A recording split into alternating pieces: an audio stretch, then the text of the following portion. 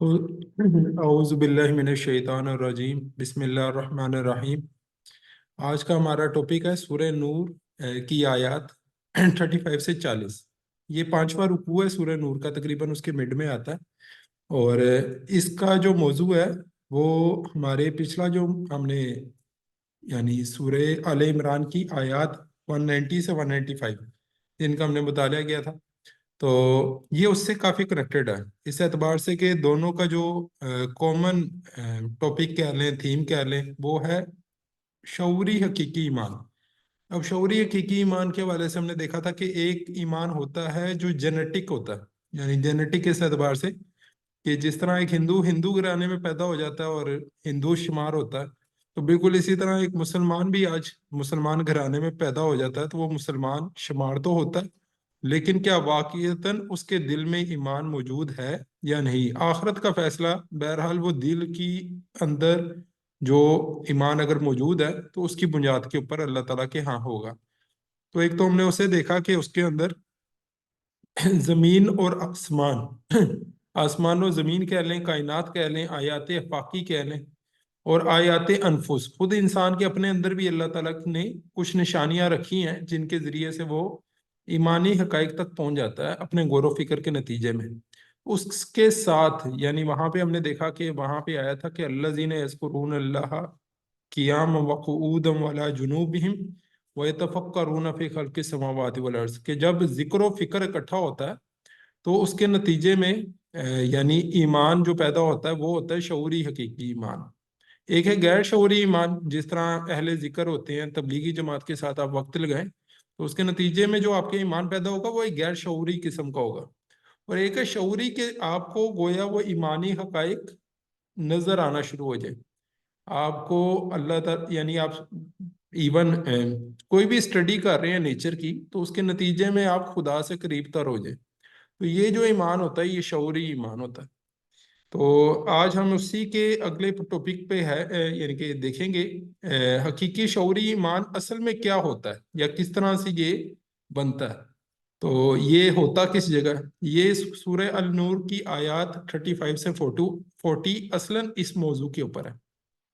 तो अच्छा, ये वो आयत हैं जो कई लोग पढ़ते हैं, इसकी कम से कम 35 नंबर आयत को बहुत से लोग पढ़ते हैं आंखों के नूर में कोई इजाफे के लिए, लेकिन अनफॉर्चुनेटली बहुत कम लोग हैं जो इसको समझते हैं। तो आज इंशाल्लाह आज हम इसको पूरी अच्छी तरह समझ भी लेंगे, और इसको समझने के लिए ज़रूरी है कि इसको फोकस अंदाज में पूरी तरह से बात को समझा जाए। पूरी तरह से बात को समझेंगे तो आपका इंशाल्लाह देखेंगे कि आपको एक नया कॉन्सेप्ट भी समझ आएगा, और एक कुरान का एक नए कॉन्सेप्ट के अलावा आपका जो अपना कॉम्प्रिहेंशन लेवल है वो भी बढ़ेगा। तो इससे हम थोड़ा इंटरेक्टिव भी इंशाल्लाह रखेंगे सेशन को। सूरह नूर की आयत 35 का सबसे पहला पोर्शन है अल्लाह नूरु समावाति वल अर्ज़ मसलु नूरी।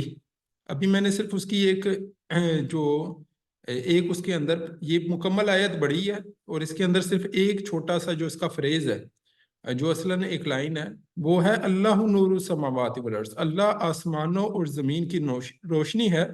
मसलु नूरी, उसके नूर की मिसाल। अब उसके नूर की मिसाल आगे यानी दी गई है। अच्छा, हम इसको थोड़ा सा देख लें कि नूर किसे कहते हैं। कोई बंदा अगर मुझे बताना चाहे कि नूर किसे कहते हैं।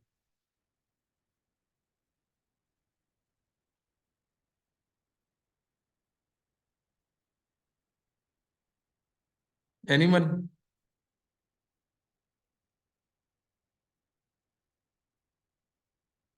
जी, आप बताइएगा कि ये कहानी फातिमा। जी आप बताइएगा। अस्सलाम वालेकुम। वालेकुम सलाम। अल्लाह का जो नूर है उससे मुराद अल्लाह का इल्म हो गया।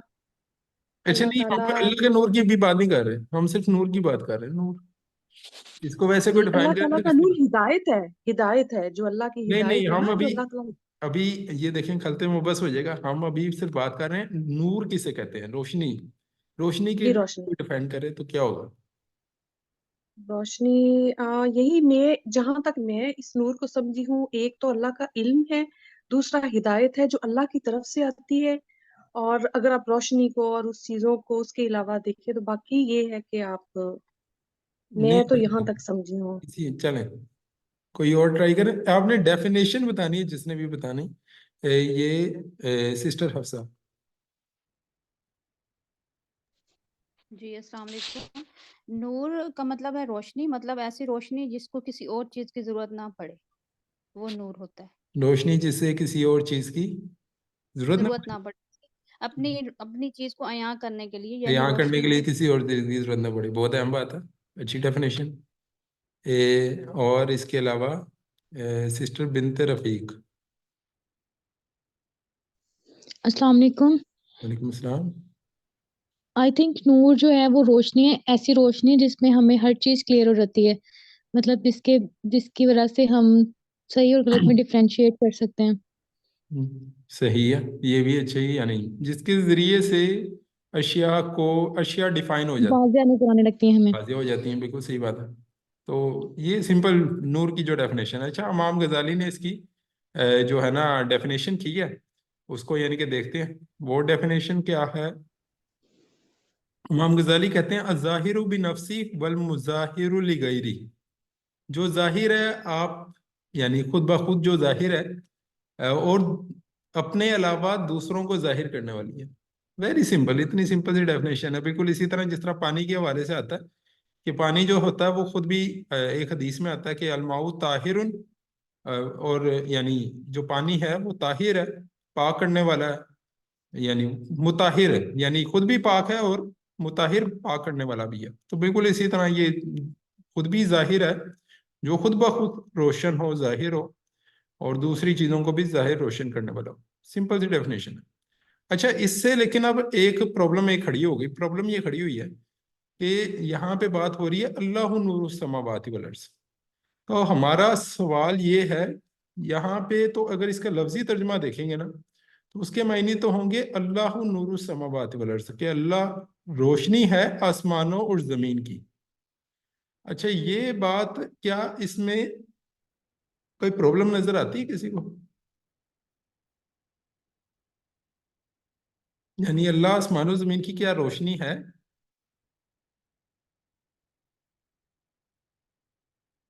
یہ سسٹر حفصہ جواب دینا چاہ رہی.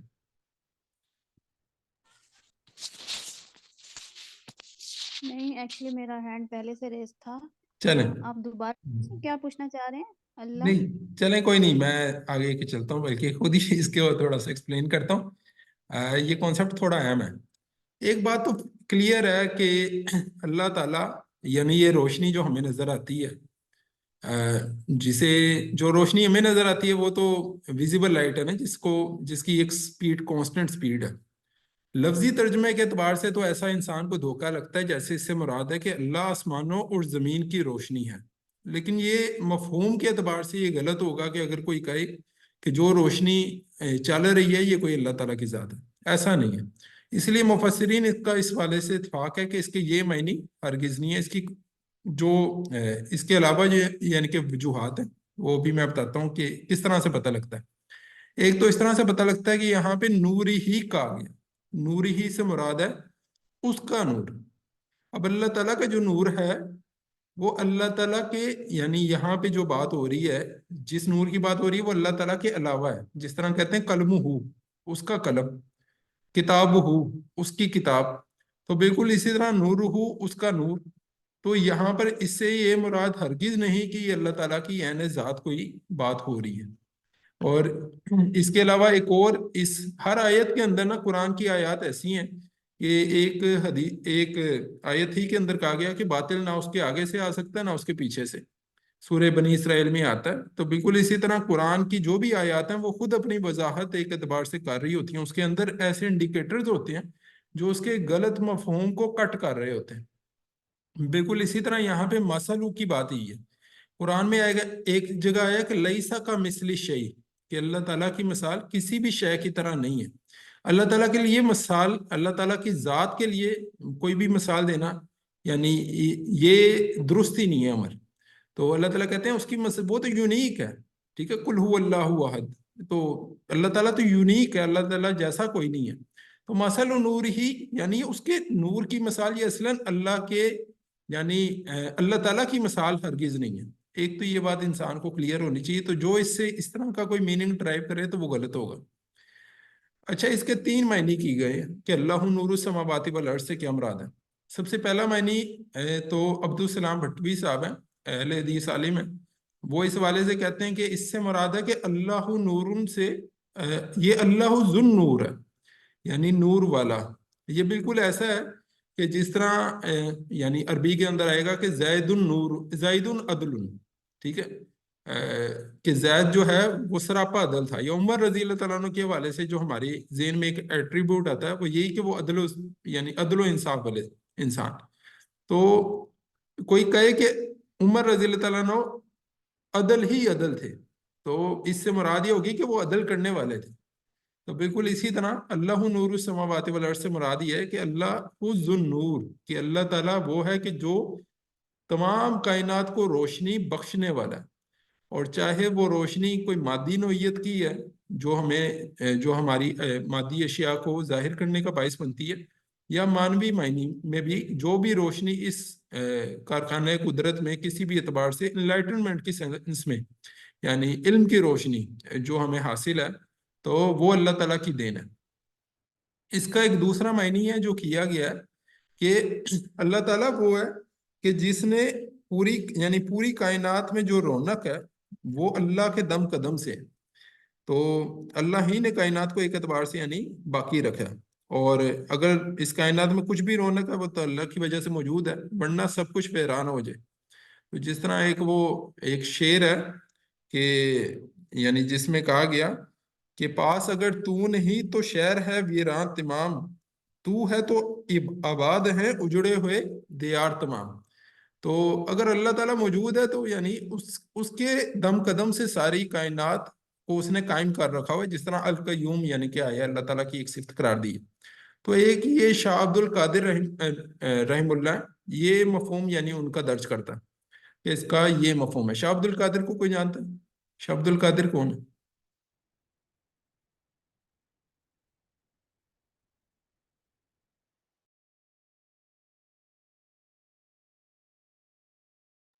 شاہ عبد القادر جو ہیں یہ شاہ ولی اللہ کے بیٹے ہیں. شاہ ولی اللہ رحم اللہ برصغیر و پاک و ہند میں فارسی زبان میں سب سے پہلے جو ترجمہ کرنے والے یعنی گزرے ہیں ہماری اس برصغیر پاک و ہند کی تاریخ میں، تو وہ شاہ ولی اللہ کی ذات ہے. اور شاہ ولی اللہ کے جو بیٹے ہیں انہوں نے بھی قرآن کے تراجم کیے. ان میں شاہ رفیع الدین نے لفظی ترجمہ کیا اور شاہ عبد القادر نے اس کا بامحاورہ ترجمہ کیا. انہوں نے اردو میں کیا شاہ عبد القادر نے. اور اسی طرح شاہ رفیع الدین جو ہیں ان کے بیٹے ہیں شاہ ولی اللہ کے، انہوں نے اس کا لفظی ترجمہ کیا.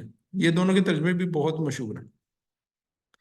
اچھا، اس کا ایک تیسرا معنی ہے جو اصلاً اس کا صحیح معنی ہے. سب سے زیادہ جو اس کے سیاق و سباق سے جو اس کے اگلے یعنی کہ مثال آئے گی اس سے سب سے زیادہ جو ریلیونٹ اس کا میننگ ہے وہ میننگ ہے کہ اللہ تعالیٰ کا جو عرفان ہے، یعنی اللہ کے نور سے مراد ہے کہ اللہ تعالیٰ کا جو عرفان ہے، اللہ کی پہچان ہے، اللہ کی جو ہدایت اور رہنمائی ہے، وہ نور ہے کہ جس سے کائنات کی حقیقت جو ہے وہ ایک انسان کو جسے کہتے ہیں نا clear as a day light, تو بالکل اس طرح کا انسان کے لیے معاملہ ہو جاتا ہے.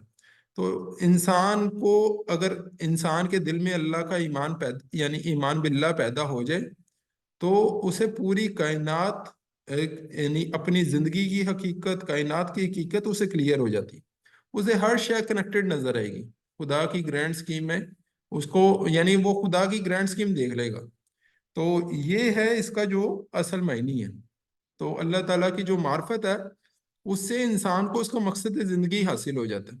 اس کو اگر آپ اپوزٹ معنی کے اعتبار سے دیکھیں جو اس کے اشیاء کو کہتے ہیں کہ تعرف الاشیاء بازدادها، کہ اشیاء اپنی ضد سے پہچانی جاتی ہیں.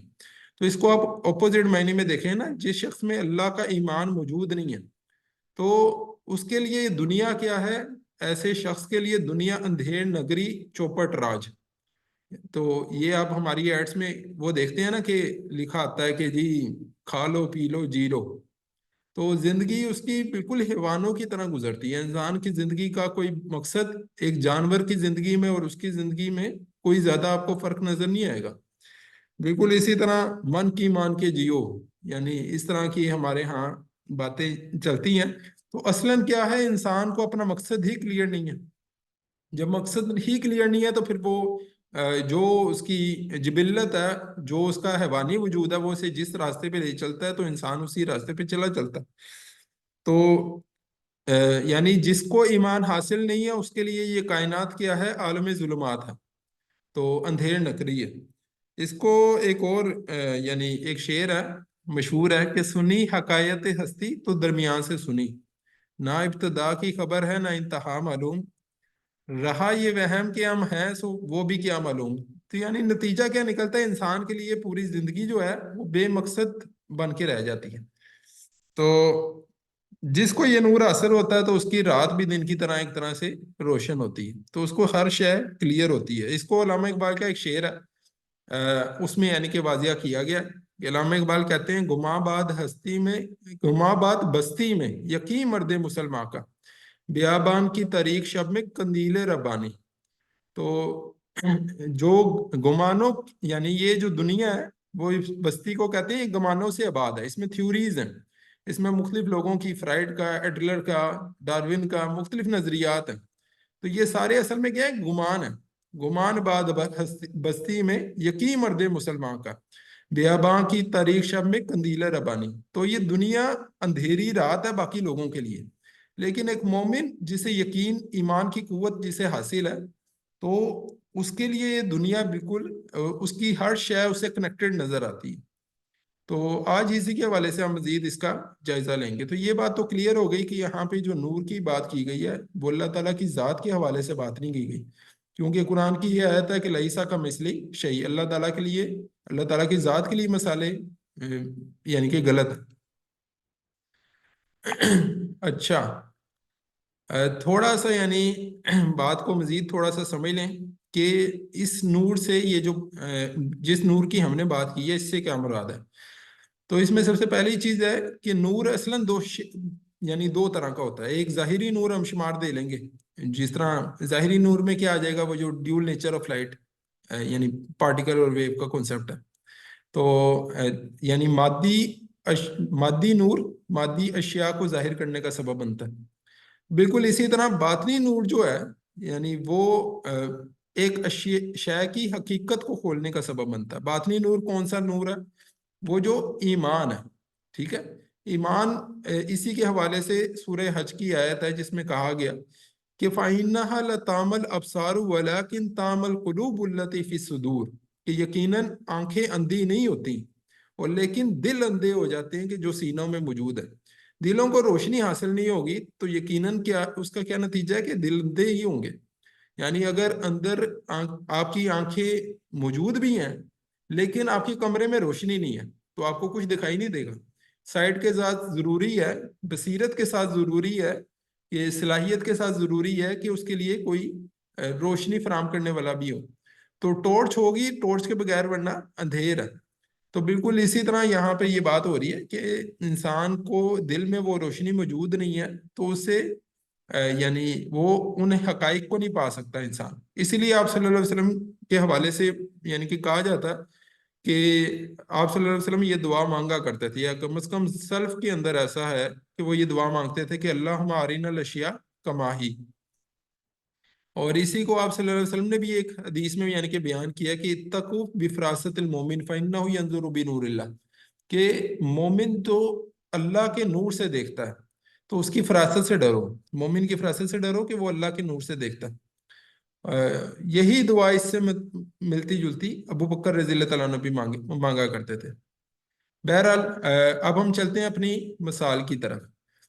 یہاں تک کوئی بات اگر کلیئر نہ ہو تو پھر ہم اس کی مثال کے حوالے سے یعنی کہ مزید پھر تفصیل دیکھتے ہیں.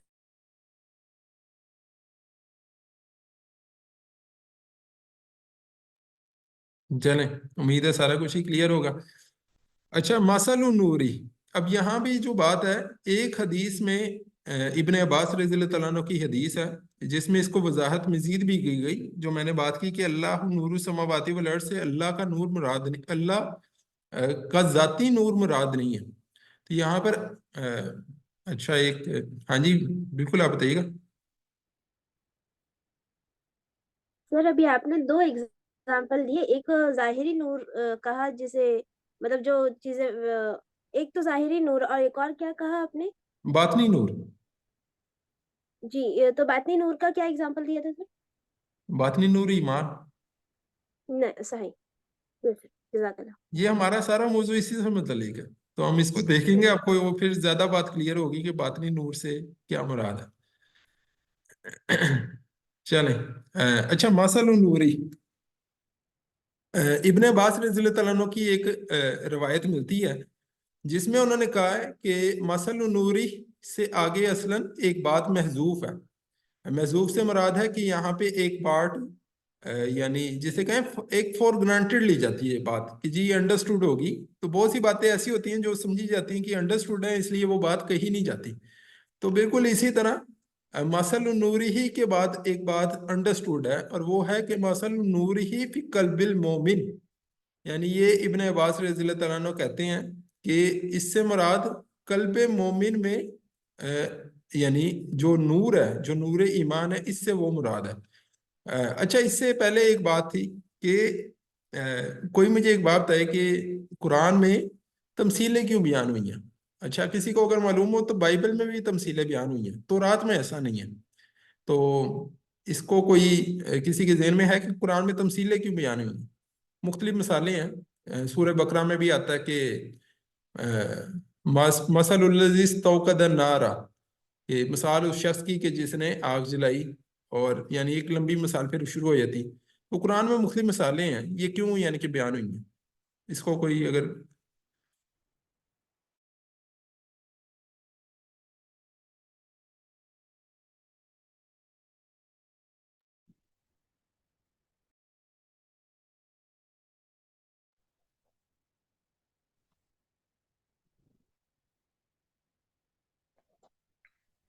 السلام علیکم.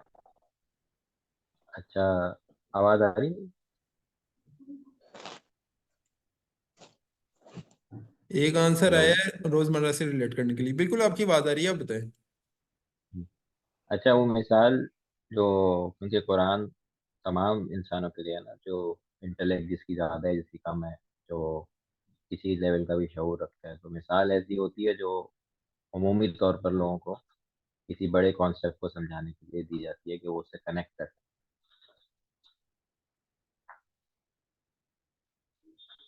اچھا، اللہ تعالیٰ کا کلام یعنی تورات بھی ہے نا، لیکن تورات میں اس طرح کی مثالیں اللہ تعالیٰ نے نہیں اتاری ویسے. آپ فرما رہے ہیں تورات میں مثالیں نہیں ہیں؟ تورات میں مثالیں ویسے جو یعنی کہ ہمیں معلوم ہوتا ہے سلف وغیرہ سے، تو اس کے لحاظ سے تو بائبل کے اندر یعنی کہ مثالیں ہیں، لیکن تورات میں ایسا نہیں. تورات میں 10 کمانڈمنٹس آ گئی نا، ڈائریکٹ قوانین آ گئے، احکامات آ گئے. نہیں، تورات کی 10 کمانڈمنٹس نہیں ہے نا، شروع کی وہ کتابیں ہیں، اس میں سے انہوں نے پوری اپنی وہ نکالی ہے، کیا نام ہے. مثال میں یہ نہیں کہہ رہا کہ اس ہمارے میں پاس جو مثال ہے. ویسے اس کا جو ہمارے پاس ویسے اس کی ایک تلمود ہے، تلمود ایک علیحدہ یعنی کہ بات ہوئی تھی. تورات کی بات ہو رہی ہے تو اس میں زیادہ تر اس میں سارے احکامات ہیں. اچھا، بات یہ ہو رہی تھی کہ مثال کے ٹھیک ہے، ایک بات ہو گئی کہ ایزی انڈرسٹینڈنگ کے لیے کانسیپٹ آسانی سے سمجھ آ جاتا ہے، ایک تو یہ بات ہوگی نا. چلیں میں اس کو تھوڑا سا مزید واضح کرتا ہوں. انسانوں کا جو شعور ہے وہ وقت کے ساتھ بڑھا ہے، یعنی اس اعتبار سے کہ آپ کسی چھوٹے سے بچے کو دیکھیں نا، اس وقت مثال کی ضرورت نہیں تھی. یہ کچھ حد تک ریلیونٹ ہے یہ بات. اچھا، تو ایک جواب آیا تھا اس کے حوالے سے کہ انہوں نے لکھا تو رات میں اس لیے مثال نہیں دی کہ اس وقت مثال کی ضرورت نہیں تھی. بات یہی ہو رہی ہے کہ کیوں مثال کی ضرورت نہیں تھی. مثال کی ضرورت اس لیے نہیں تھی، میں اس کو آسانی سے سمجھاتا ہوں کہ ایک چھوٹا سا بچہ نا، آپ اس سے یعنی اگر جب وہ بات کرنے کے کچھ قابل ہو جاتا ہے تو وہ عموماً جو بھی بات کرے گا نا، وہ اس کی بات کیا ہوگی کہ یہ کیا چیز ہے، وہ کیا چیز ہے، اور مختلف چیزوں کو ٹچ کرنے کی کوشش کرے گا. اور ٹچ کرنے پر ہر چیز کے حوالے سے اس کا یہی ہوگا کہ یعنی اس کا سوال بیسک یہ ہوگا کہ یہ کیا ہے. ہر چیز کے حوالے سے وہ یہ پوچھے گا یہ کیا ہے، وہ کیا ہے. تو مختلف جو بھی چیزیں ہاتھ رہیں گی تو ہر شے کو وہ جاننے کے لیے، اسی لیے آپ نے دیکھا ہوگا کہ بچے جو بول نہیں سکتے تو وہ اشیاء کو منہ میں ڈالنے کی کوشش کرتے ہیں اس کا ٹیسٹ وغیرہ کے ذریعے سے. यानी कि वो सेंस करने की कोशिश करते हैं कि कैसी चीज़ है। तो ये जो क्वेश्चन होता है हमारे ज़हनों में, जब हमारा माइंड इतना यानी जिसे कहें कि इतनी ज़्यादा हमारी लर्निंग नहीं हुई होती, तो हम व्हाट की सतह पे होते हैं।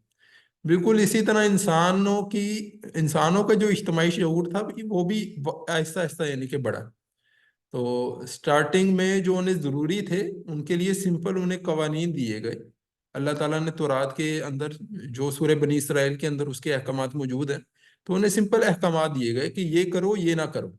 ठीक है, इंसानियत अभी इतनी जिसे कहें उनका शऊर, इज्तिमाई शऊर इतना नहीं बढ़ा। और जैसे वक्त गुजरा तो फिर अल्लाह ताला ने बाइबल के अंदर यानी हिकमत, जिसे कहें कि उन कवानीन के जो असूल हैं, उनकी वजूहात हैं, वो ज़्यादा यानी कि जिक्र है, और तमसील वगैरह जिक्र है।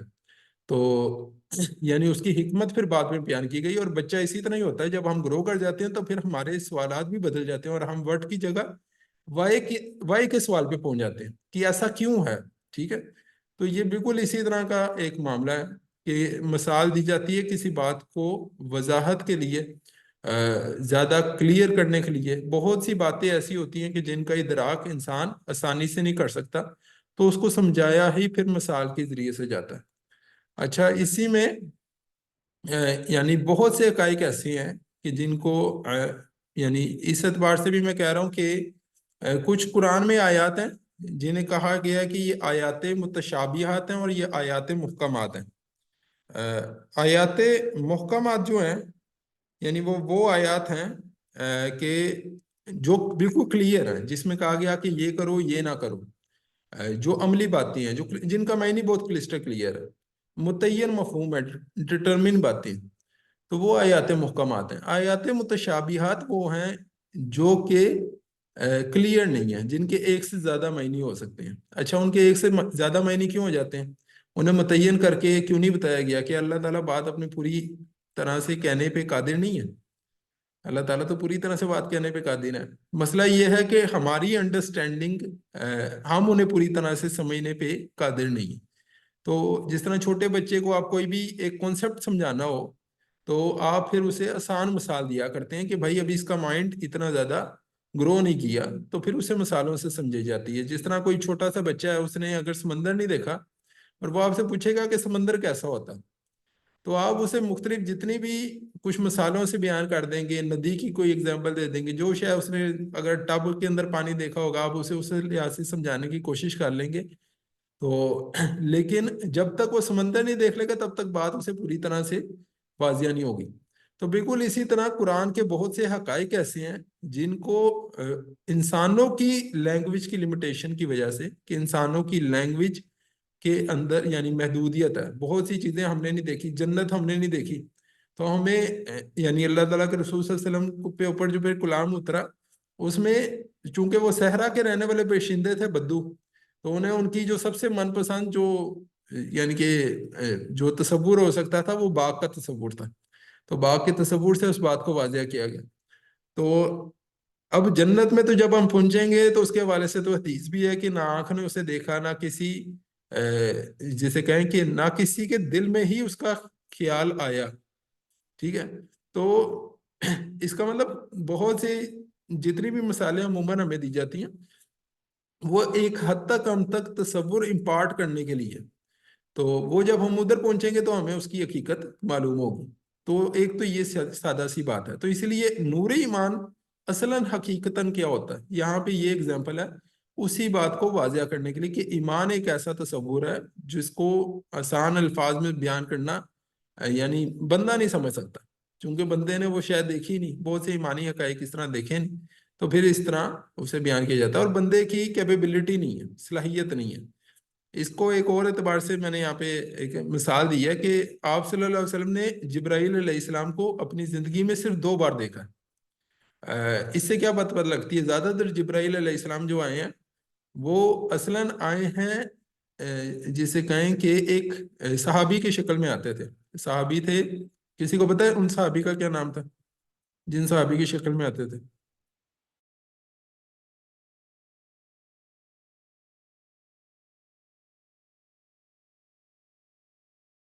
अच्छा, वैसे यही चीजें याद होनी चाहिए। एक सहाबी थे दहिया कल्बी, तो उनकी सूरत के अंदर आते थे। हदीस जिब्राइल एक हदीस है जिसे उम्मुस सुन्ना कहा जाता है। जिस तरह सूरह फातिहा को उम्मुल कुरान कहा जाता है, बिल्कुल इसी तरह हदीस जिब्राइल एक सूरत है, एक हदीस है जिसे उम्मुस सुन्ना कहा जाता है। तो उसके अंदर भी जिब्राइल अलैहिस्सलाम एक शख्स की शक्ल में आए हैं, इंसान की शक्ल में तमाम मुख्तलिफ सहाबा के सामने। तो बहरहाल जिब्राइल अलैहिस्सलाम की मैं बात कर रहा था कि आप सल्लल्लाहु अलैहि वसल्लम ने भी जिब्राइल अलैहिस्सलाम को जिंदगी में 2 बार देखा है। सही उनकी जो शक्ल है, यानी सूरह नजम में ही दोनों मौके का जिक्र है। एक बार जमीन पर आप सल्लल्लाहु अलैहि वसल्लम ने देखा है कि जब आप सल्लल्लाहु अलैहि वसल्लम आगाज वही के कुछ अरसे बाद यानी कि वापस जा रहे थे, तो आपने उफक के ऊपर वलकद राआहु यानी उफक के ऊपर सूरह नजम में यानी कि आता है कि इस टाइम यानी सूरह नजम है तकरीबन ये 51 मेरे ख्याल में 52 सूरत है, नहीं 53 सूरत है। तो उसमें यानी कि आता है कि वह हुआ बिल उफुकिल आला, कि वो उफक आला पे थे, यानी जिसे कहें उफक के ऊपर जिब्राइल अलैहिस्सलाम थे। तो एक वो मौका है जब आप सल्लल्लाहु अलैहि वसल्लम ने यानी कि देखा है, और एक वो मौका है जो आया कि वलकद राआहु नज़लतन उखरा इंद सिदरतिल मुंतहा, कि आप सल्लल्लाहु अलैहि वसल्लम ने उन्हें एक दूसरे मौके पे भी देखा है जो सिदरतुल मुंतहा के पास है। तो इन 2 मौके पे आप सल्लल्लाहु अलैहि वसल्लम ने देखा, और दूसरे मौके पे पहले मौके पे जब आप सल्लल्लाहु अलैहि वसल्लम ने देखा है, तो आप सल्लल्लाहु अलैहि वसल्लम घर गए हैं, तो आप सल्लल्लाहु अलैहि वसल्लम ने कहा है कि ज़म्मिलूनी यानी मुझे उड़ा दो, जिसके जवाब में वो आयत हैं जो उतरी हैं कि या अय्युहल मुज़म्मिल कुमिल लैला इल्ला कलीला। तो यानी आप सल्लल्लाहु अलैहि वसल्लम पे उस वक्त एक वहशत तारी हो गई, यानी इस घबराहट तारी हो गई आप सल्लल्लाहु अलैहि वसल्लम के ऊपर ना। और ये अगर आपने देखा हो, आपने रिवायत ये भी देखी हो, यानी कि सीरत में पढ़ा होगा कि आप सल्लल्लाहु अलैहि वसल्लम ने जब ऊंट कोई ज़िबा किए हैं हज के मौके पे, तो तकरीबन कहते हैं कि 63 या 70 कोई ऊंट थे जो ज़िबा किए हैं। क्या एक आम बंदा इस तरह इतने ज़िबा कर सकता है? यानी नबी की जो कुव्वत अल्लाह ताला की तरफ से उन्हें हासिल थी, यानी वो गैर मामूली कुव्वत थी जो उन्हें हासिल थी, जिसकी बना पर उनका दिल भी इतना मजबूत था कि वो आम शख्स यानी अगर फरिश्ते को देगा तो उसका दिल फट जाए। तो ये वैसे यानी एक बात आ रही है कि हर बंदे की वो इस्तेदाद नहीं होती जिसकी बुनियाद पे मिसालों से बात समझाई जाती है। तो बहुत से मेटाफिजिकल कॉन्सेप्ट हैं जिन्हें वाजिया नहीं किया जा सकता। इसीलिए इस आयत के आखिर में ये बात आ जाएगी कि वयदरिबुल्लाहुल अमसाल लिन्नास, कि अल्लाह तो लोगों के लिए मिसालें बयान करता है। तो लोगों की ये जरूरत है, अल्लाह को इसकी जरूरत नहीं है, बंदों को इसकी जरूरत है। तो एक इफेक्टिव तरीका है, एक जो कॉन्सेप्ट अगर ऑब्जर्व नहीं किया गया तो उसको आसानी से समझाने का। चलें, अब इधर बात आती है कि इस सारी मिसाल में ना एक मैं वैसे बात वाज़ा करूं कि आप लोगों ने देखा होगा यहाँ पे जो मिसाल दी गई है ना, वो पुराने ज़माने के एक चिराग की दी गई है। यानी अगर आप लोगों ने शब बरात में कम से कम, मैंने तो अपने बचपन में यानी कि ये देखा है, अब तो इस तरह नहीं होता कि शब बरात के मौके पे दिया जलाया जाता था। तो यहाँ पे दिया जलाने की एक मिसाल है जो इस सारे के, यानी कि चूंकि उस जमाने में दिए जलाया जाता था, दिए वगैरह की चिराग ही इस तरह के थे।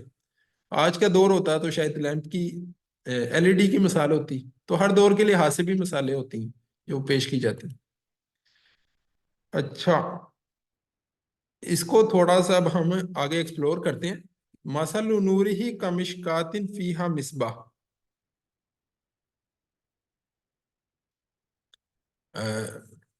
इसका मैं सादा तर्जमा करूंगा सबसे पहले कि उसके नूर की मिसाल, यानी बंदे मोमिन के दिल में मसल नूर ही फी कल्बिल मोमिन, यानी इसको आप इस तरह से समझें कि नूर ईमान की मिसाल बंदे मोमिन के दिल में ऐसी है का मिशकात, जैसे चिराग, जैसे ताक, का मिशकात जैसे ताक, फी हा मिसबाह कि उसमें हो चिराग, अल मिसबाह फी जुजाजा, चिराग हो फनूस में, अजुजाजा तो का अन्नहा कौकब, जुजाज यानी फनूस हो जैसे कि एक चमकता हुआ तारा, यू कदुम इन शजरतिन मुबारकतिन जैतूना, चमकाया जाता है, जलाया जाता है जैतून के मुबारक दरख्त के तेल से।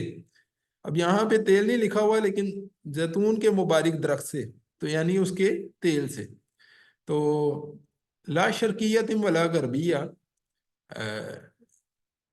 ना वो शर्की है ना वो गरबी, यकादु ज़ैतुहा, करीब है कि उसका रोगन, उसका जो जैतून है, युदी, चमक उठे, या जिसे कहें जल उठे, वलौ लम तमससहु नार, और खा उसको आग भी ना पहुंची हो, नूरुन अला नूर, नूर पर नूर। अच्छा, ये है सादा सी एक इसका जो सादा तर्जमा है। हम थोड़ा बहुत इसे ब्रेक डाउन करेंगे। एक इसमें इजाफी बात थी कि इसमें जैतून के तेल की मिसाल दी गई है, क्योंकि उस दौर में पेट्रोल मौजूद नहीं है, पेट्रोल दरियाफ्त नहीं हुआ, तो इसलिए उस दौर में जैतून की मिसाल दी गई है यहाँ पे। तो हर दौर के लिहाज से जाहिर है फिर उसी की वो मिसालें बयान की हैं अल्लाह ताला ने। तो यहाँ पे वो बात है कि मासल नूरी ही की जो मिसाल इब्ने अब्बास ने दिया वो है मासल नूरी ही कल्बिल मोमिन, ठीक है। और यहाँ पे ये भी है कि फिर एक और रवायत में आता है कि जैसे फिर कल्बिल मोमिन, और ये का मिशकात का अरबी में ये जो काफ है ना, काफ जबर, इससे मुराद होती है यानी मसाल, जैसे। तो यहाँ पे भी यानी एक चीज यानी वो है मिसिंग कह लें या अंडरस्टूड कह लें, वो है नूर। कि असल में नूर की मिसाल है, मिशकात की मिसाल नहीं है, ताक की मिसाल नहीं है। ताक क्या होता है इसको भी हम देख लेते हैं अभी। अच्छा, अच्छा, ये पूरी एग्जांपल को थोड़ी तवज्जो से आपने देखना है। तो मैंने यहाँ पे ब्रैकेट्स में वो चीजें लिख दी हैं जो कि अंडरस्टूड समझी गई हैं और यहाँ पे मेंशन नहीं है। ये रवायात हैं इब्ने अब्बास रजी अल्लाह तआला अन्हु की, इसी तरह उबई बिन काब रजी अल्लाह तआला अन्हु, जो कुरान के बहुत बड़े, आप सल्लल्लाहु अलैहि वसल्लम ने यानी उन्हें इल्म के हवाले से कहा कि कुरान का बहुत ज्यादा इल्म इन्हें हासिल है, कुरान के बहुत बड़े कारी यानी कि उन्हें कहा गया था। तो मसलु नूरिही फी कल्बिल मोमिन का नूरी मिशकातिन फीहा मिसबाह। सबसे पहले कि मिशकात किसे कहते हैं? मिशकात बेसिकली होती है आर्च या आर्च वे या नीश, ताकचा इसे यानी कि कहा जाता है। अब घरों में यानी इस तरह की नीश बनाई जाती है, अगर किसी ने देखी हो। पहले जमाने में इस तरह की होती थी, आज भी कुछ मसाजिद में यानी कि मिल जाती है, और यहाँ पे लोग चिराग रखा करते थे। तो ये यानी इसकी मिशकात कहते हैं, मिशकातुल मसाबी, किसी ने अगर नाम सुना हो, हदीस की एक बुक का नाम है मिशकातुल मसाबी। तो मसाबी मिसबाह की जमा यानी मसाबी होगा। तो बहुत से चिरागों की जो नीश है, ताकचा है, वो मिशकातुल मसाबी के। मिशकातुल मसाबी एक हदीस की किताब है जिसमें बहुत सी अहादीस जमा है, वो सारी एक हदीस को यानी उसने चिराग करार दिया। तो बहुत से चिरागों का ताकचा यानी उसके अंदर एक मजमूआ है जिसके अंदर हदीसों की चिराग मौजूद है। तो मिसबाह कहते हैं लाइटनिंग लैम्प, चिराग को, ठीक है। तो ये मिसाल से इनमें रखें कि एक ताकचा है जिसमें चिराग है। मसल नूर ही फी कल्बिल मोमिन, कल्बे मोमिन के अंदर नूर ईमान की मिसाल कैसी है? जैसे किसी ताकचे के अंदर, जैसे किसी ताकचे के अंदर चिराग। तो ये यहाँ पे मिसाल बयान हुई है।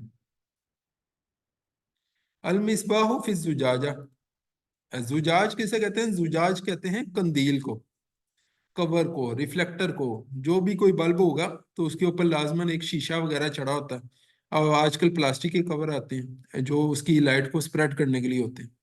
तो इसे यानी कि कहते हैं जुजाज। तो मुराद ये है कि चिराग के ऊपर एक कवर है, ठीक है। अजुजाजत का अन्नहा कौकब, कौकब कहते हैं स्टार को, सितारे को, ठीक है। कि वो ऐसे चमक रहा है कि गोया सितारा हो, मोती की तरह चमकता हुआ, दुर्रिम, मोती की तरह चमकता हुआ। यू कदुम इन शजरतिन मुबारकतिन जैतूना, तो शजर मुबारक जैतून का यानी जैतून का मुबारक शजर। अरबी के अंदर ये उल्टा पढ़ा जाता है, वैसे समझा जाता है नहीं, जैतून का मुबारक दरख्त।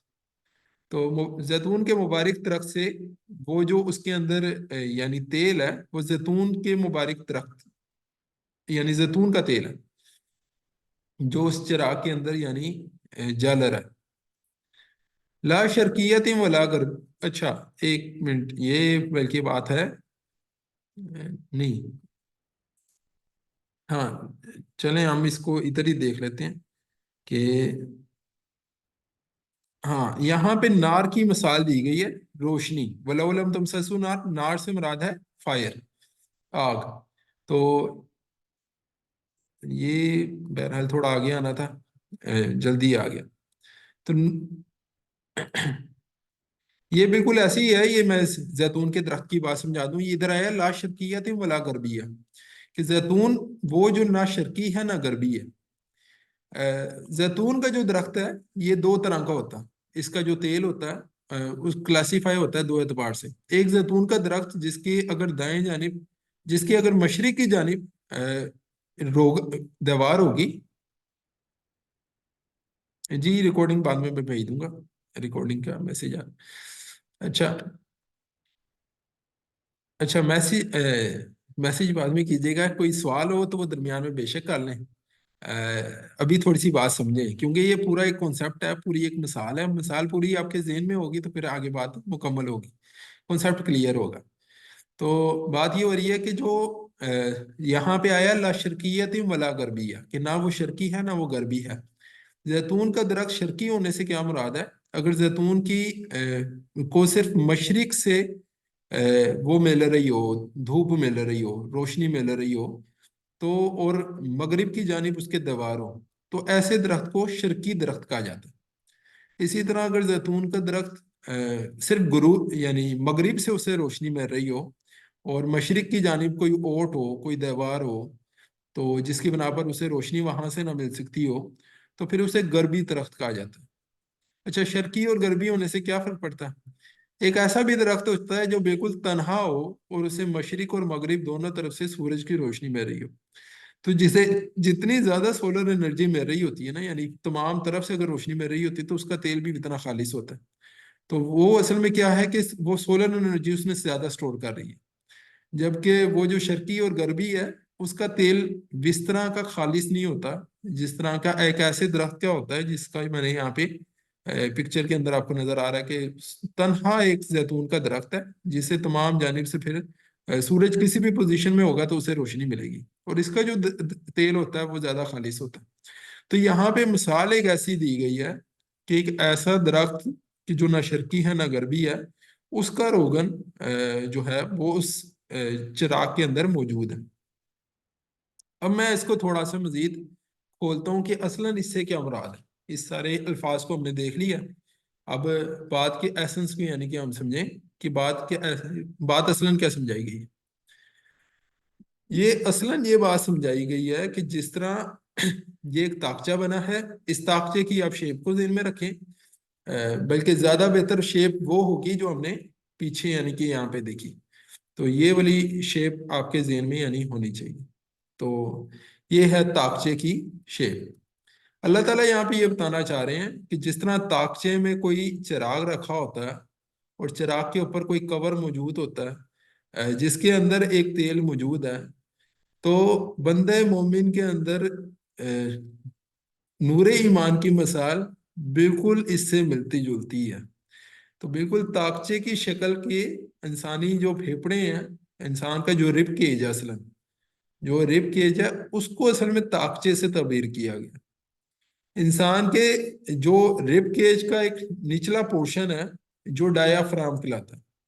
تو ڈایافرام اس کا باٹم لیئر ہوتی ہے ریب کیج کی، جو اس کی تھوریکسک کیوٹی اور ابڈومینل کیوٹی کو سیپریٹ کر رہی ہوتی ہے. تھوریسک کیوٹی جس میں یہ لنگز موجود ہوتے ہیں، ابڈومینل کیوٹی جس میں ابڈومین کا سارا یعنی جگر، اس کی کڈنیز، اس کی اسٹمک وغیرہ، میدا وغیرہ وہ اس میں موجود ہے.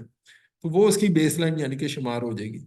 تو بالکل ایسے ہی مثال اصلاً یہاں پہ اس کی دی گئی ہے کہ انسان کے جس طرح ایک طاقچے کے اندر طاقچے کی شیپ ہے جو رب کیج کی شیپ ہوتی ہے، تو بالکل جس طرح اس کے اندر ایک چراغ موجود ہوتا ہے اور چراغ کے اوپر ایک کور موجود ہوتا ہے، بالکل بندے مومن کے اندر جو نور ایمان ہے اس کی مثال بالکل ایسے ہے جیسے رب کیج کا جو طاقچہ ہے اس کے اندر قلب کا جو فانوس ہے، فانوس یعنی جو اس کا شیشہ کہہ لیں، قندیل کہہ لیں، اس کے اندر گویا ایک نور ایمان یعنی جل رہا ہے. ٹھیک ہے، تو مثال اصلاً اس کی گئی ہے نور ایمان کی. تو یہ بات یہ بات کلیئر ہوئی ہے. تو اس کو میں تھوڑا سا بہرحال آگے مزید لے کے جاتا ہوں کہ ساری مثال اصلاً یہ دی جا رہی ہے تو یہاں پہ اب یہ جو بات کی گئی نا نور علی نور، اس سے کیا مراد ہے؟ تو نور علی نور سے مراد یہ ہے کہ ایک انسان کی یہ دل میں جو زیتون کی مثال ہے نا، زیتون کا جو تیل ہے، اصل زیتون کے تیل سے مراد ہے نور فطرت. انسان کے اپنے اندر ایک فطرت موجود ہے، فطرت کے اندر اللہ تعالیٰ کی پہچان موجود ہے، معرفت خداوندی اسے حاصل ہے. تو معرفت خداوندی جو ہے یا رب کی جو پہچان ہے، یہی اصل میں انسان کی فطرت ہے. اسی لیے حدیث میں کہا گیا کہ کلو مولود یولد علی الفطرہ، کہ ہر بچہ جو ہے وہ اپنی فطرت پر پیدا ہوتا ہے، اس کے اندر وہ معرفت خداوندی صحیح ٹرو فارم کے اندر موجود ہوتی ہے. پھر اس کے والدین یا ماحول جو ہوتا ہے وہ اس کو مسخ کر دیتا ہے، اس کو خراب کر دیتا ہے، جس کی بنا پر وہ اللہ تعالیٰ کے وہ جو اپنے اندر ہی اس کے نور موجود ہے وہ اسے اوجھل ہو جاتا ہے. اچھا، چراغ کی مثال اس لیے بھی دی گئی ہے کہ یہ جو چراغ، یہ یعنی چراغ کے اوپر یہ جو یعنی آپ نے اب آپ کو بہت سی حدیثیں کلیئر ہو جائیں گی اس بات سے، اس سارے کنسپٹ سے. ایک حدیث میں آیا کہ انسان کا جو دلوں کو بھی زنگ لگ جاتا ہے، جس طرح لوہے کو زنگ لگتا ہے، بالکل اسی طرح دلوں کو بھی زنگ لگ جاتا ہے. اور دلوں کے زنگ کو دھونے کے یعنی اس کو صاف کرنے کا جو اللہ کے رسول صلی اللہ علیہ وسلم نے طریقہ ایڈوائز کیا وہ تھا کثرت ذکر الموت و تلاوت القرآن، یعنی قرآن کی تلاوت اور موت کا ذکر. بالکل اسی طرح انسان کا جو یہ قلب ہے، اس کے حوالے سے حدیث بھی ہے کہ انسان گناہ کرتا ہے تو اس کے اوپر ایک داغ لگ جاتا ہے، پھر وہ زیادہ گناہ کرتا ہے تو وہ کالک جمنا شروع ہو جاتی ہے، جیسے داغ لگنا شروع ہو جاتے. تو جس طرح ایک آپ نے دیکھا ہو کہ شیشے کے اوپر اگر کاربن جم جائے تو بہت زیادہ اگر کاربن جم گئی ہو تو اندر کی روشنی، جیسے اندر روشنی بھی موجود ہو تو باہر وہ نہیں دکھائی دے گی. ٹھیک ہے؟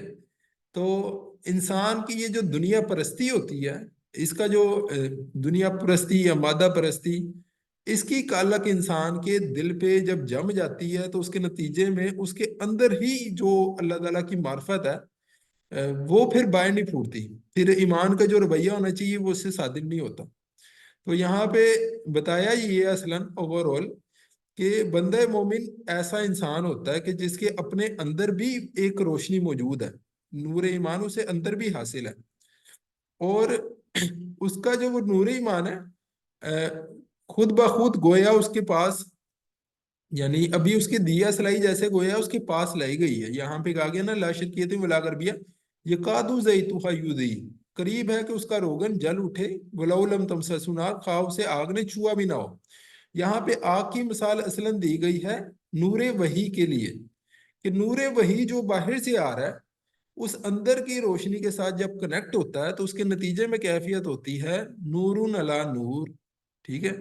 نور پر نور، یعنی روشنی ہی روشنی ہو جاتی ہے. روشنی سے مراد یہ ہے کہ نور فطرت، ایک انسان کے اپنے اندر اللہ تعالیٰ کی پکار موجود ہے، اور ایک ہے نور وحی یعنی جو لائٹ آف ریولیشن، یعنی کہ ان دونوں کا جو مجموعہ ہے یہ مل کے وہ نور ایمان بنتا ہے جو بندہ مومن کے قلب میں موجود ہوتا ہے. نور علی نور کی یہاں پہ یہ تمثیل یعنی کہ بیان کی گئی. اچھا، حدیث میں آتا ہے کہ ایک حدیث میں آیا کہ نہ میں لا یسانی فی الارض، کہ میں زمین میں نہیں سماتا، ولا فی السماء، اور نہ آسمان میں، ولیکن یسانی فی قلبی عبد المومن، اور لیکن میں سماتا ہوں قلب عبد المومن میں. ٹھیک ہے؟ تو نور ایمان اس سے ریلیٹ کرتا ہے کہ نور وحی اور نور ایمان یہ ایک ہی، جسے کہیں ایک ہی حقیقت کی طرف سے ہیں. تو یہاں پر ساری مثال اس کے حوالے سے بیان کی گئی ہے. اب اس کو مزید تھوڑی اگر یعنی اس کو دیکھ لیا جائے کہ ایک اس میں یہ بات آئی، یہ ساری مثال کے اندر بڑی مختلف یعنی کہ نقطے ہیں جو موجود ہیں، کہ ایک تو ہم نے بات اوور آل، اب اس کو تصور کو دیکھ لینا کہ اللہ نور السماوات والارض، اللہ ہے، اللہ جس کا یعنی نور انسان کو اگر حاصل ہے، اس کی ہدایت، اس کی معرفت جسے حاصل ہے، تو اس کے نور کی مثال یعنی نور ایمان کی مثال بندے مومن کے جسے کہیں کہ جو اندر کا پنجرہ ہے اس کے اندر ایسی ہے جیسے ایک چراغ جو چل رہا ہو، اور یہ چراغ یعنی قرآن کو بھی اللہ نے بالکل نور کہا ہے. بالکل یہ جو بات ہے نا، یہی تو بات ہو رہی ہے کہ نور علی نور. ایک میسج آیا کہ قرآن کو بھی اللہ نے نور کہا ہے. بالکل یہی بات ہو رہی ہے کہ نور علی نور جو کہا گیا نا، ایک نور وحی ہے. نور وحی اصلاً قرآن ہی ہے. تو اس لیے وہ بات ہو رہی تھی کہ کثرت تلاوت القرآن کے ذریعے سے آپ کا وہ جو فنوس ہے، آپ کا اصلاً قلب ہے، اس کے اوپر جو کالک جم گئی ہے، تو اس کو یعنی اگر وہ کالک نہیں ہے تو نور علی نور کی کیفیت ہوگی.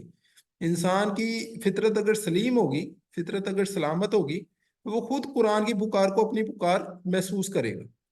تو یہی آپ دیکھیں کہ حضرت سلمان فارسی رضی اللہ تعالیٰ عنہ کا جو مثال تھی، ان کا معاملہ ویسے نظر آتا ہے. تو بہت سے لوگ ہوتے ہیں جن کی فطرت سلامت ہوتی ہے اور انہیں بے شک نور وحی حاصل بھی نہ ہو، تو خود بخود وہ ان حقائق تک کو پا لیتے ہیں جو یعنی ایمان باللہ اور ایمان بالآخرہ کو وہ پہنچ جائیں گے. تو اس کی سیرت میں ویسے کچھ مثالیں موجود ہیں. سیرت جو لوگ پڑھتے ہیں، کسی کے ذہن میں ہے اس حوالے سے کوئی مثال؟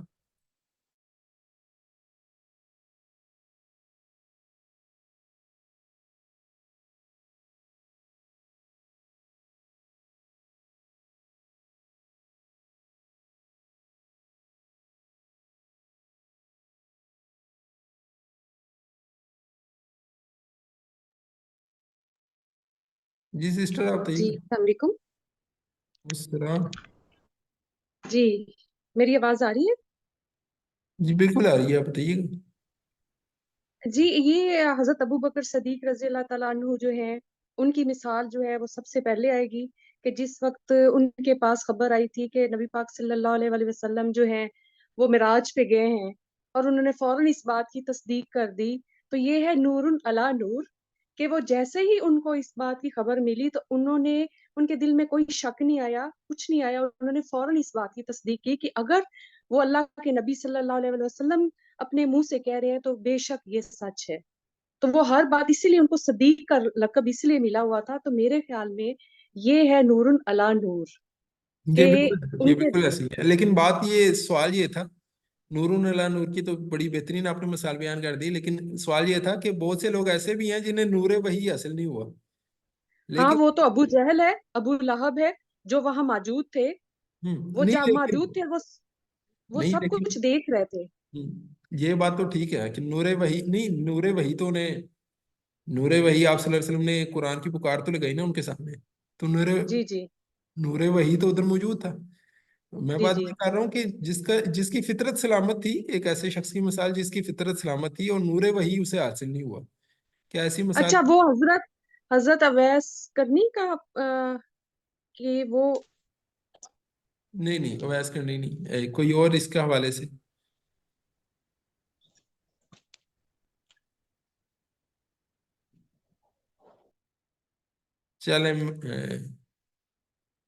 چلیں میں اسے واضح کرتا ہوں. یہ سیرت کے اندر کا آپ تھوڑا زیادہ دیکھیں تو آپ صلی اللہ علیہ وسلم کے یعنی نبوت کے اظہار سے پہلے، نبوت کے ظہور سے پہلے زید ایک شخص گزرے ہیں جو سعید بن زید، عشرہ مبشرہ میں یعنی صحابی ہیں، سعید بن زید. اور سعید بن زید کا معاملہ کیا ہے کہ وہ ان کے یعنی کہ والد ہیں زید، اور اس کے علاوہ ورقہ بن نوفل، اس کے علاوہ عبداللہ بن جہش اور عثمان بن حویرث کالبن یعنی کہ آتا ہے. تو ملتا ہے کہ یہ چار انسان ایسے تھے جو اپنے دور میں اس بات کو پا گئے تھے، اللہ تعالیٰ کو پا گئے تھے، اور انہوں نے بت پرستی سے اعلانیہ بیرات کا اعلان کیا تھا. خود آپ صلی اللہ علیہ وسلم بھی بت پرستی سے نفرت کرتے تھے، تو فطرت سلامت تھی. اسی طرح بہت سے، تو اس بنیاد پہ جن لوگوں کا فطرت سلامت ہوتی ہے، دیکھیں یہ جو ہم نے مثال پڑھی ہے نا، اس مثال میں ایک بات ہے. فنوس کی جو مثال دی ہے، فنوس کی اصلاً کیوں مثال دی گئی؟ فنوس کی اس لیے مثال دی ہے کہ فنوس کے اوپر اگر کالک ہوگی تو روشنی اس کے اندر ہی دب کے رہ جائے گی. جن لوگوں نے اپنی فطرت پہ کمپرومائز کیا ہوتا ہے، اپنے دل کی جو پکار ہوتی ہے اس کے مطابق زندگی نہیں گزاری ہوتی، بلکہ تکبر، حسد، حرص، لالچ، دنیا پرستی، ان امراض کی وجہ سے ان کی اپنے جو قلب ہوتا ہے اس کے اوپر ایک اعتبار سے کالک جم جاتی ہے، دنیا پرستی کی کالک جم جاتی ہے، جس کے نتیجے میں اندر کا جو نور ایمان ہے وہ باہر ظاہر نہیں ہوتا. ٹھیک ہے. اور باہر سے جو پکار آتی ہے وہ اندر پینیٹریٹ نہیں کر پاتی. نتیجہ کیا ہے کہ انہیں ایمان حاصل ہی نہیں ہوتا ایسے لوگوں کو. یہاں پہ اصلاً یہ بات واضح کی گئی ہے، یعنی یہ کانسیپٹ سمجھنا کیوں ضروری ہے، تاکہ ہمیں مسئلہ پتہ لگے کہ بہت سے لوگ ہوتے ہیں جنہیں ایمان نہیں حاصل ہو رہا ہوتا، یا ہمیں اگر ہمارا ایمان ڈاؤن ہے تو ہمیں کیا کرنا چاہیے. تو اللہ تعالیٰ نے ہماری فطرت میں ایمانی حقائق رکھے ہیں، یہ بنیادی سی بات ہے. مسئلہ کیا ہے کہ ہمیں اصلاً صوفیہ کے ہاں ایک ٹرم شمار ہوتی ہے تصفیہ قلب کی صفائی. تو قلب کی صفائی پہ ہمیں محنت کرنی ہے. ہماری اصلاً جتنی بھی محنت ہے وہ اپنے شیشہ چمکانے کے حوالے سے ہو سکتی ہے. نور وحی حاصل ہوگا تو ہماری نور فطرت کے ساتھ خود بخود وہ آہنگ ہو جائے گا اور نور ایمان ہمیں حاصل ہو جائے گا. یہاں پہ اوورآل اصلاً یہ بات کی گئی ہے. تو اس میں یعنی کچھ اور نقطے بھی ہیں، جیسے یہاں پہ آیا کہ لا شرکیت ولا غربیہ.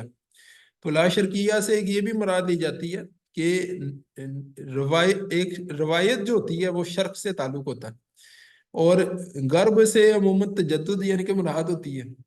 تو اس میں یہ دونوں ایلیمنٹس یعنی اس طرح نہیں ہوتا ہے کہ پرانی ایک فرسودہ سی طبیعت بھی نہیں ہوتی اور یعنی تجدد پسندی بھی نہیں ہوتی. تو ان دونوں سے وہ نکلا ہوا ایک ایسا شخص. بہرحال اس میں پھر آگے یعنی کہ بیان ہوتا ہے یہد اللہ لنورہ من یشاء، کہ اللہ تعالیٰ ہدایت دیتا ہے اپنے نور کی طرف جسے چاہتا ہے. وَيَضْرِبُ اللَّهُ الْأَمْثَالَ لِلنَّاسِ، اللہ تعالیٰ لوگوں کے لیے مثال بیان کرتا ہے. وَاللَّهُ بِكُلِّ شَيْءٍ عَلِيمٌ، اور اللہ کو سب کچھ معلوم ہے، اللہ ہر شے کو جاننے والا ہے. تو یہ مثال نور ایمان کی مثال یہاں پہ واضح کی گئی ہے. اس کی تھوڑی سی ایک ایگزامپل یعنی یہیں پہ آگے پھر ایگزامپلس ہیں، مختلف کیس اسٹڈی ہیں نور ایمان کے حوالے سے. اس کو اب تک ویسے جو کنسیپٹ ہے اس میں کوئی اگر کسی کا سوال ہے تو کر لیں، نہیں تو ہم اس کو تھوڑا سا کنٹینیو کریں. اس کی مثال ایک آدھی مثال دیکھ لیں اس حوالے سے بتا دیجیے.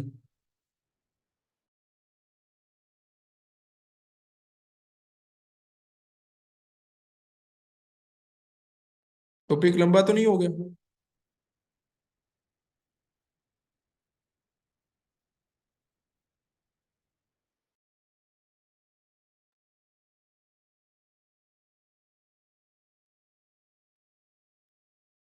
چلیں ہم اس کو آگے چلتے ہیں، لے کے چلتے ہیں. فی بیوت اذن اللہ ان ترفع. اب یہ اسی کی پچھلی جو ساری یہ کیس ہم نے سمجھا نا نور علی نور کا، تو نور علی نور کی یہ کیفیت یہاں پہ بیان ہو رہی ہے کہ فی بیوت اذن اللہ ان ترفع، کہ ان گھروں میں کہ اذن اللہ، کہ اللہ نے حکم دیا، اللہ نے اجازت دی. ازینہ کے دو معنی ہوتے ہیں. ازینہ کا ایک معنی ہے اجازت دینا، اذن ربی کہتے ہیں نا، اذن ربی ہوگا تو یہ کام ہوگا، ٹھیک ہے. تو اللہ تعالیٰ کی شاء ہوگی، اللہ تعالیٰ کی مرضی ہوگی، اللہ تعالیٰ کی اجازت ہوگی. تو اذن ایک تو اجازت کے معنوں میں ہوتا ہے، تو لیکن ایک اس کا دوسرا مفہوم بھی ہے، اور وہ دوسرا مفہوم ہے حکم کے اعتبار سے، کہ حکم اللہ تعالیٰ کا حکم ہوگا تو کام ہوگا. تو یہ امر کے معنوں میں بھی استعمال ہوتا ہے. تو یہ دونوں معنی ہوتے ہیں. اس سے پہلے یہ جو بیوت ہے نا، میں ویسے ترجمہ کر دیتا ہوں، پہلے ترجمہ کرتا ہوں پھر اس کے بعد یہ تھوڑی ایکسپلینیشن میں جائیں گے. کہ فی بیوت ان گھروں میں اذن اللہ ان ترفع، کہ حکم دیا اللہ نے کہ وہ بلند کیا جائے، وَيُذْكَرَ، اور یاد دہانی کی جائے، فی اسمہ، اس کے نام کا ذکر کیا جائے. یسبح لہ فیہا بالغدو والآصال، تسبیح کی جاتی ہے اس میں صبح اور شام، ٹھیک ہے. اب یہ بیوتین سے کیا مراد ہے، اس کے حوالے سے دو رائے ہیں کہ ایک اور دونوں ہی درست ہیں. ایک بیوت سے مراد ہے کہ اللہ تعالیٰ کے گھروں کی بات ہو رہی ہے، کہ اللہ کے گھروں میں اس کے نام کو بلند کیا جائے. اچھا یہ پیچھے کیسے کنیکٹڈ ہے، اسے بھی ہم ابھی یعنی کہ لے لیتے ہیں. تو ایک تو اس سے مراد یہ ہے کہ اللہ کے گھروں میں اس کا نام کو بلند کیا جائے اور اس کی تسبیح کی جائے، یعنی نماز کی ادائیگی کی جائے. اچھا اس سے پہلے ہم نے ٹاپک پڑھا تھا، اور ایک دوسرا مفہوم اس کا ویسے یہ ہے بیوت کا، کہ انسان جو اپنے گھر ہے، جو اس کا اپنا گھر ہے، وہاں پہ بھی وہ نمازوں کی ادائیگی کرتا ہے، تو اس گھر میں بھی اس کے نام کو بلند کیا جائے. اچھا یہ بلند کیا جانا، اس کے بھی یعنی پھر دو مزید مفہوم ہیں. ایک ہے بلند کیا جانا زبانی، اور ایک ہے اپنے عمل سے اللہ تعالیٰ کی اسم کو بلند کرنا.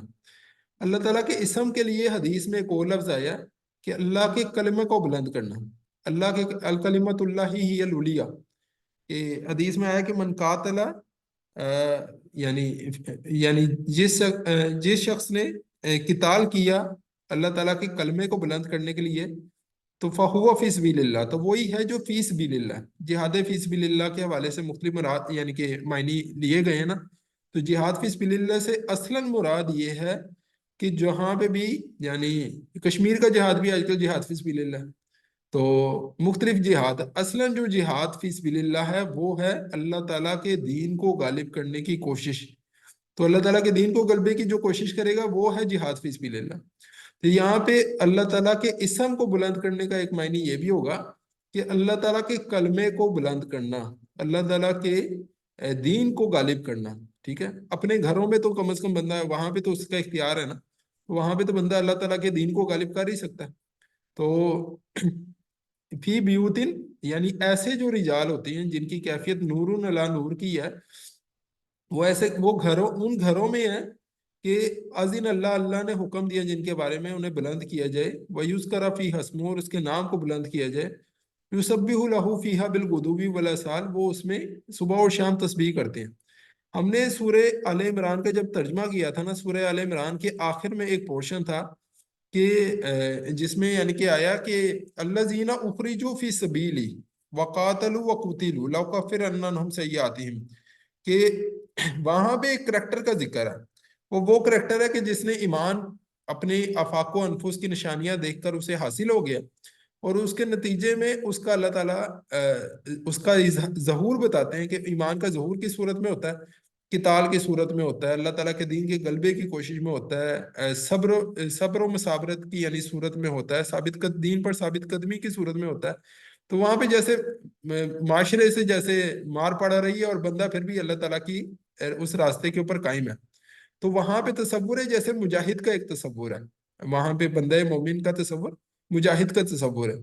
यहाँ पे जो तसव्वुर है, यहाँ पे जोहद का एक तसव्वुर है। तो जोहद और यानी जोहद, ये दोनों मिल जाए तो फिर वो बंदे मोमिन की एक शख्सियत यानी कि कायम होती है। तो यहाँ पे उसका जिक्र है, रिजालुन ला तुल्हीहिम तिजारतुन वला बैयुन अन जिक्रिल्लाह, ऐसे मर्द के नहीं उन्हें तवज्जो हटाती तिजारत और ना बै। तिजारत से मुराद है कारोबार, बिजनेस डील से हमारी, और बै से मुराद है हमारी आम जो भी डेली ट्रांजैक्शंस होती हैं, कोई सौदा असल फलाना वगैरह। तो रिजाल ऐसे कि जिन्हें उनकी तिजारत और उनकी सौदा जो भी वो खरीदो फरोख्त करते हैं, अल्लाह ताला की याद से गाफिल नहीं करती। तो बंदे मोमिन ऐसा नहीं होता कि वो बिल्कुल ही माशरे से कोई कटा हुआ है, तिजारत की उसे कोई परवाह ही नहीं है, यानी काम वगैरह वो नहीं करता। यहाँ पे तो बात उल्टा ये हो रही है कि वो जो तिजारत भी कर रहा होता है और उस यानी मार्केट वगैरह के दुनिया से कटा हुआ इंसान नहीं है, और लेकिन ये बात, ये जो सारे मामलाते जिंदगी हैं, ये उसे अल्लाह ताला की याद से नहीं हिला देते। दुनिया में जो इन्फ्लेशन हो रही है उसके नतीजे में उसे अल्लाह के दीन की कोशिश से वो परे नहीं हट जाता है ऐसा इंसान। ये उसके दिल में अगर नूर ईमान सही कैफ यानी सही तौर पे मौजूद है, तो फिर उसे ये बातें अल्लाह ताला की याद से गाफिल नहीं करती। आम मायने इसका ये होगा कि वो नमाज का वक्त होता है तो उसी वक्त वो अपने जितने भी मामला आते हैं वो उसके साथ वो तय करता है कि मैंने नमाज की अदायगी किस तरह से करनी है। व इकामिस सलाह, और नमाज को कायम करते हैं, व ईताई ज़कात, और ज़कात को अदा करते हैं। यखाफून यौमन ततकल्लबु फीहिल कुलूब वल अबसार, वो डरते हैं उस दिन से कि जिसमें उनके दिल और आंखें पलटाई जाएंगी, उलट पुलट किए जाएंगे। ततकल्लबु से मुराद एक होता है पलटना और एक होता है उलट पुलट करना। तो तकल्लुब से यानी ये मुराद है कि उनके दिल और उस ऐसे दिन से टलते हैं कि जिसमें उन यानी दिल और आंखें जो हैं वो उलट पुलट की जाएंगे, तो उसका खौफ उनके दिल में मौजूद होता है। इससे हमें वो नजर आता है कि हजरत उमर रज़ियल्लाहु ताला अन्हु को अपनी जिंदगी में कितना खौफ था कि एक जगह कहीं बच्चे के रोने की आवाज सुनी और मालूम हुआ कि वहां पे घर में राशन नहीं है। तो आपने फिर मुलाजिम से कहा, गुलाम से कहा कि मेरे ऊपर ये वो रखो, बोझ रखो इसका, गंदुम का। तो उसने कहा मैं उठा के ले जाता हूँ। तो आपने कहा कि मुझे क़यामत के दिन यानी तुम मेरा बोझ उठाओगे। تو یہ ہے وہ فکر ایسے شخص کے اندر، لیجزیہم اللہ احسن ما عملوا، تاکہ ان کو جزا دے احسن ما عملوا، بہترین جزا جو انہوں نے عمل کیے، وَيَزِيدَهُم مِّن فضلی، اور زیادہ دے انہیں اپنے فضل سے، وَاللَّهُ يَرْزُقُ مَن يَشَاءُ بِغَيْرِ حساب، اور اللہ تعالیٰ رزق دیتا ہے جسے چاہتا ہے بغیر حساب کے۔ ظاہر ہے یہ جسے جو چاہتا ہے یہ بھی کوئی یعنی جسے کہیں اللہ تعالیٰ کی حکمت کے ساتھ ہی اس کی تقسیم ہوتی ہے، تو جو واقعتاً کوشش کرتا ہے، جس طرح ہے کہ والذین جاہدوا فینا لنہدینہم سبلنا، تو جو کوشش کرتے ہیں اللہ تعالیٰ رزق بھی انہیں اس یعنی انہی کے لیے قیامت کے روز یا آخرت میں یا جنت میں بے حساب و کتاب رزق ان کے لیے موجود ہے۔ تو بہرحال یہ پیچھے ایک بات میرے ذہن سے نکل گئی تھی، یہاں پہ موجود بھی ہے کہ سورہ آل عمران کے اندر جو 190 سے 195 اگر کسی نے نہیں پڑھی تو اس کو دوبارہ سے یعنی ترجمہ دیکھ لے، تو وہاں پہ وہاں پہ مجاہد کا تصور ہے، جبکہ یہاں پہ زاہد انسان کا ایک تصور ہے جو ہمارے نزدیک اللہ والا ہے۔ تو اللہ والا قرآن بتا رہا ہے کہ ایک وہ تصور ہے، ایک اس میں جوہد بھی ہے، حرکت بھی ہے، تحریکی انسان ہے، اور ایک یہ تصور بھی ہے کہ اس میں زہد بھی اس کے ساتھ شامل ہے۔ اور انہی کے حوالے سے ایرانیوں نے مسلمانوں کے حوالے سے یعنی صحابہ رضوان اللہ اجمعین کے حوالے سے ان کا جملہ ہے جو مشہور ہے کہ ہم ربانوں فی اللیل و فرسانوں فی النہار، کہ وہ رات کے راہب ہیں اور دن کے شہ سوار ہیں۔ اچھا، ان کے نزدیک یہ دو مختلف باتیں تھیں کہ رات کے راہب ہونا اور دن کے شہ سوار ہونا۔ ان کے ہاں جو شہ سوار تھے ان کی راتیں اور ہی رنگین ہوتی تھیں، جبکہ یہ بات ان کے لیے بڑی مشکل تھی، جبکہ بندہ مومن کا معاملہ یہ ہوتا ہے کہ وہ رات کو بھی اگر سجدے میں بھی پڑا ہوتا ہے تو وہ اللہ کے لیے ہوتا ہے، اور دن میں اگر وہ جہاد کر رہا ہوتا ہے، شاہ سواری کے کرتب دکھا رہا ہوتا ہے، تو وہ بھی اللہ کے لیے کر رہا ہوتا ہے کہ تاکہ اللہ تعالیٰ کا دین غالب ہو جائے۔ تو یہ یونٹی ہوتی ہے جو بندہ مومن کے اندر، یہ توحید ہے جو اللہ تعالیٰ کی توحید کے نتیجے میں ایک بندہ مومن کے اندر پیدا ہوتی ہے۔ تو یہ اس کا مین یعنی کہ کانسیپٹ ہے۔ دو اس کی فردر مثالیں ہیں، اگر تو ساتھی چاہیں تو پھر ہم اس سے مکمل کر سکتے ہیں۔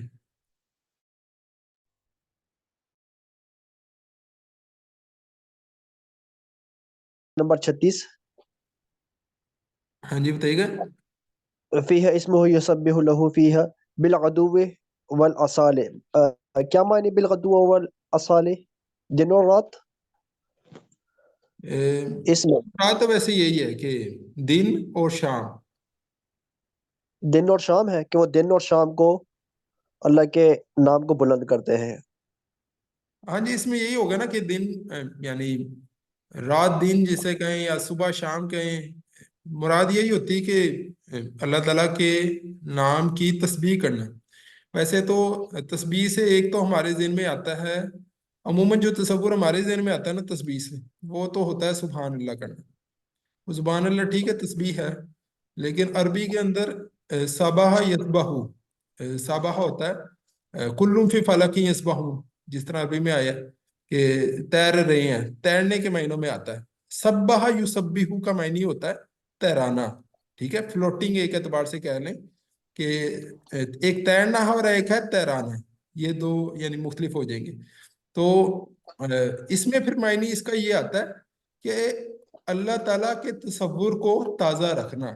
اللہ تعالیٰ کے تصور جو انسان ہے اس کے اوپر مختلف کیفیات آتی ہیں، مختلف مسائل آتے ہیں، پریشانیاں آتی ہیں۔ بہت سے لوگ ہوتے ہیں جو کہتے ہیں یار یعنی اللہ تعالیٰ نے جتنی بھی مشکلیں بھیجی ہیں وہ میرے اوپر ہی بھیجنی ہیں، تو انسان اس طرح پکار اٹھتا ہے، شکوے شکایت کرتا ہے۔ تو یہ کیا ہے، انسان کا اللہ کے حوالے سے تصور جو ہے نا وہ وقت گزرنے کے ساتھ ساتھ خراب ہوتا ہے۔ تو سب یعنی تسبیح یہ ہوگا کہ اللہ کے تصور کو اس کے صحیح مقام پر جو ہے لے کے آنا۔ تو اس تسبیح سے اصلاً یہ مراد ہوتا ہے کہ اللہ کے تصور کو تازہ کرنا، درست کرنا، ٹھیک ہے۔ جی آپ نے دیکھا ہوگا کہ میں نے اکثر لکھا ہوتا ہے اس کا پاک کرنا، پاکی بیان کرتی ہے، کئی بار یہ لکھا ہوتا ہے۔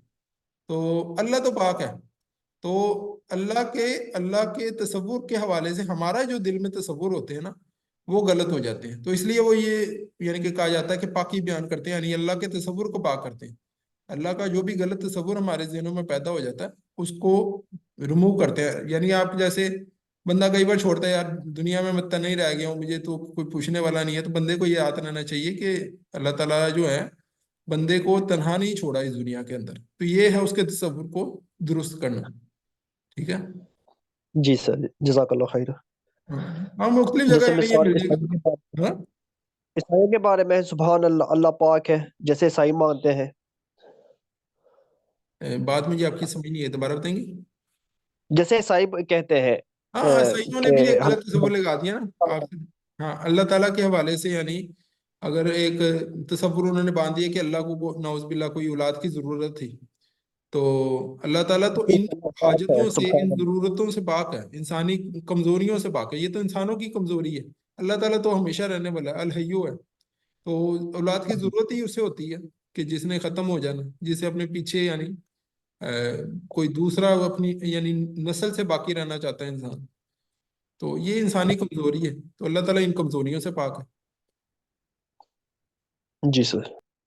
تو اگلا جو ہے، ایک منٹ اس کا، اچھا میں نا آیات یہاں پہ مینشن ہی نہیں تھی.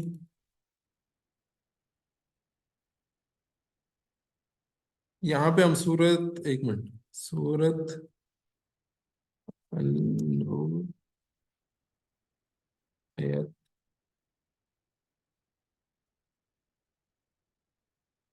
37.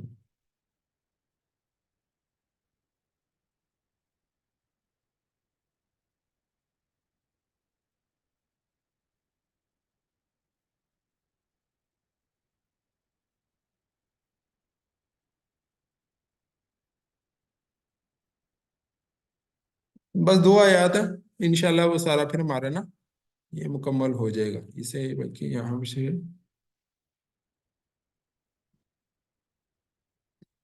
بلکہ یہ ادھر موجود ہی ہیں.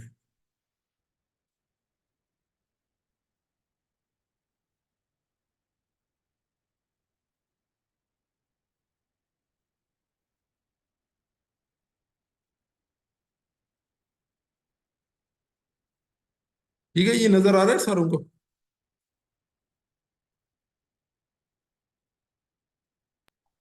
جی سر.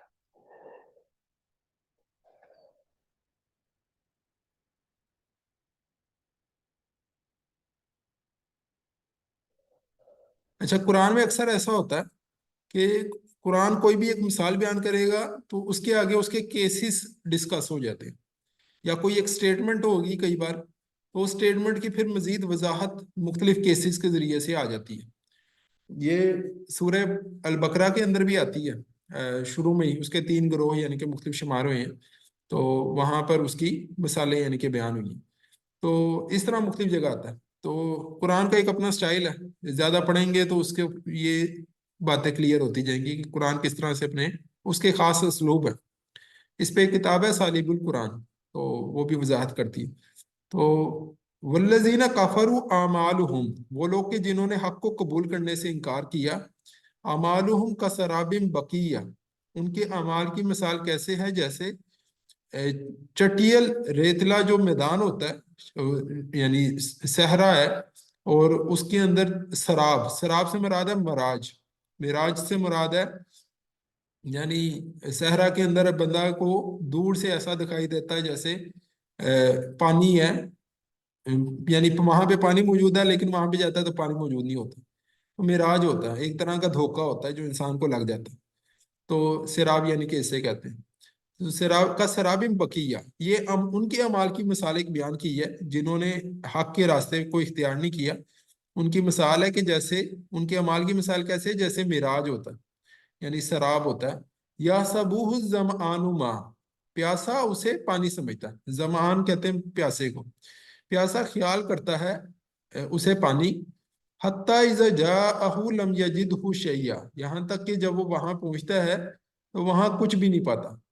فوجد اللہ عندہ، اور وہاں پر اللہ کو اس نے پایا. فوفاہ حسابہ، تو اس نے اس کا حساب چکتا کر دیا. واللہ سریع الحساب، اور اللہ تعالیٰ سریع الحساب ہے.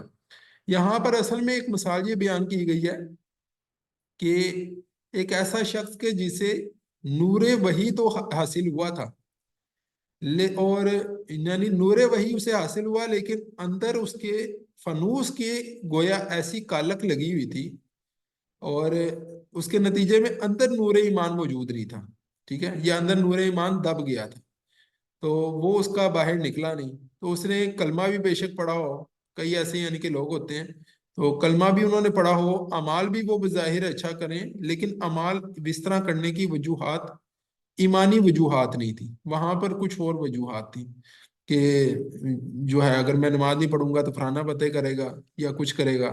تو بہت سے لوگ ہوتے ہیں اسی طرح، بہت سے لوگ جنہیں ایمان حاصل نہیں ہے، نور ایمان، لیکن اعمال ان کے بڑے اچھے ہوتے ہیں. نیلسن منڈیلا کے بھی بڑے اچھے اعمال تھے، سر گنگا رام نے بھی بڑے اچھے اعمال کیے ہیں، لیکن اندر کیا ہے، اندر نور ایمان اس طرح انہیں حاصل نہیں ہے. تو اس کا نتیجہ کیا ہے کہ ان کے اعمال کی مثال اللہ تعالیٰ کہتے ہیں کہ اعمال بظاہر تو بڑا کچھ دکھ رہے تھے جس طرح، لیکن اصلاً کیا ہوئے، جس طرح بلبلا ہوتا ہے، تو بلبلا بظاہر کچھ لگ رہا ہوتا ہے جیسے کوئی اس میں ہے، لیکن اصلاً سبسٹانس لیس ہے. تو جو اعمال میں وزن ہوتا ہے وہ اخلاص سے پیدا ہوتا ہے، وہ ہوتا ہے کہ وہ کس وجہ سے کیے جاتے ہیں، انما الاعمال بالنیات. تو اعمال کی جب وہ وجہ ادھر موجود ہی نہیں تھی، یعنی اس کو ایک حدیث سے بڑی ایزیلی واضح ہو جائے گا. 3 بندوں کا مقدمہ ہے جو قیامت کے دن سب سے پہلے لگے گا. ایک میسیج آیا ہے، کیا وہ لوگ دوزخ میں جائیں گے؟ ہاں، یہ 3 مثالوں سے بالکل کلیئر ہو جائے گا کہ کیسے لوگ دوزخ میں جائیں گے. یہ سب سے پہلا مقدمہ حدیث میں آیا ہے، سب سے پہلا مقدمہ، یہ یاد رکھنے والی بات ہے کہ سب سے پہلا جو مقدمہ ہے وہ 3 لوگوں کا ہوگا. ان میں سب سے پہلا عالم ہوگا، ٹھیک ہے، اور یعنی وہاں پہ ظاہر ہے کوئی سائنٹسٹ کی بات نہیں ہو رہی، وہاں پہ وہ شخص کا جس نے علم دین حاصل کیا.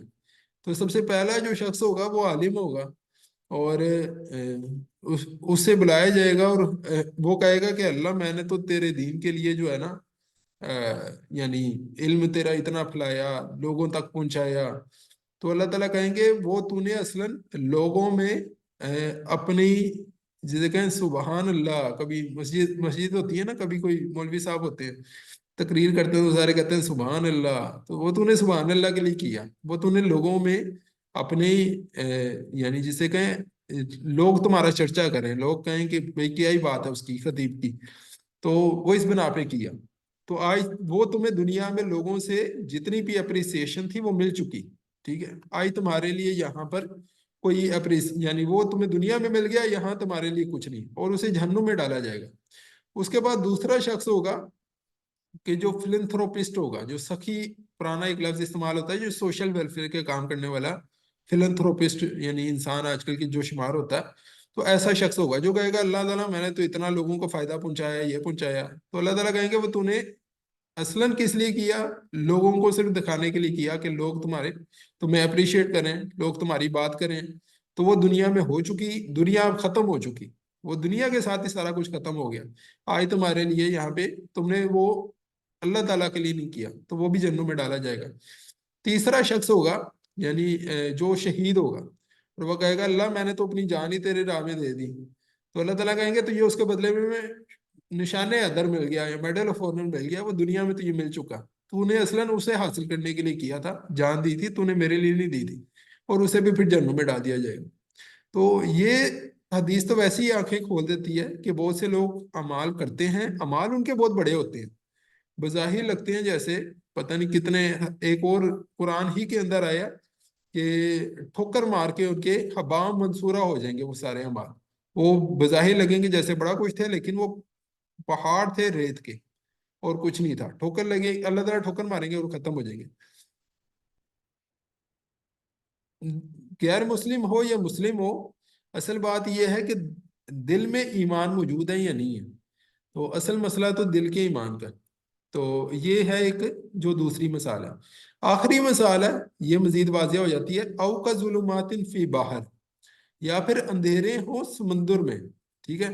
اب یہ جو بات ہے نا اس کو ذرا توجہ سے سنیں.